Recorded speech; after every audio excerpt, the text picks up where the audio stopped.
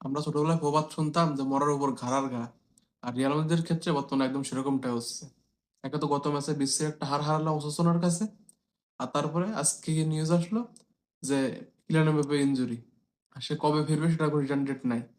এখন কথা হলো কালকে এরকম একটা ইম্পর্টেন্ট ম্যাচে এমবাপ্পে থাকতেছে না, এটা যে দলের উপর কতটা একটা ইম্প্যাক্ট রাখবে সেটা আসলে এখন ভাবতে যে খারাপ লাগতেছে।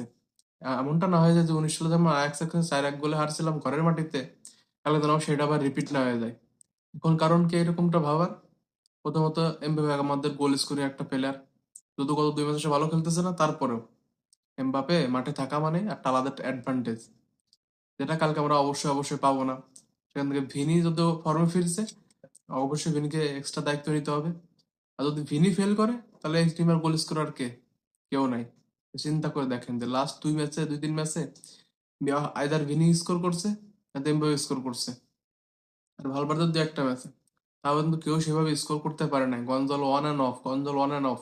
যদি সবগুলো পরিস্থিতি আমরা বিবেচনা করি তাহলে কিলিয়ান এমবাপে না থাকা একটা বিগ বলো। এখন এটা না থাকার একটা সবচেয়ে বড় কারণ রিপোর্টে এটা বেড়েছে, কিলিয়ান এমবাপে লাস্ট 6 সপ্তাহ ধরে ইনজুরি নিয়ে খেলতেছে। এখন এইটা কি আমরা ম্যানেজমেন্টের দোষ দিব, কোচের দোষ দেবো, নাকি মেডিকেল টিমের দোষ দেবো, আমি নিজে কিছুই বুঝতে পারতেছি না। একটা প্লেয়ার 6 সপ্তাহ ধরে এটা একটা ইনজুরি নিয়ে খেলতে দেয়, এক হাঁটুর উপর খেলতেছে ধরতে গেলে। আজকে এমন পর্যায়ে হয়ে গেছে সে আজকে না পারছে দৌড়াইতে, না পারছে হাঁটুর উপর ভর দিতে, তাহলে এই পর্যায়ে আমরা আনবো কেন?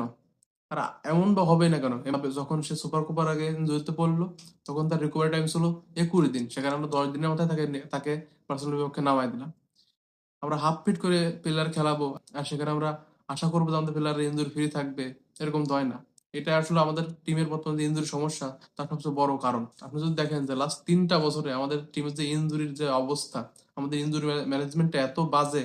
প্রথমত 23-24 সিজনে কোর্তোয়া ইনজুরি গেল, এসিএল, ডেভিড আলাবা গেল, এডার মিলিটা গেল, একটা সিজনে 3টা এসিএল ইনজুরি।